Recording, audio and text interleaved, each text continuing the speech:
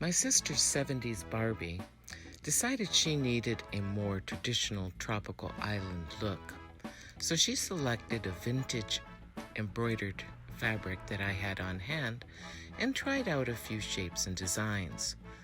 She finally decided on a Polynesian type off-the-shoulder wrap and added a one over-the-shoulder strap and a Polynesian tuck behind.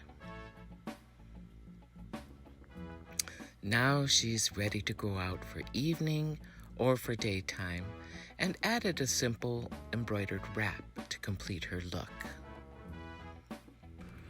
Now this 50-year-old Barbie is ready to hit the beach or spend the day with her friends.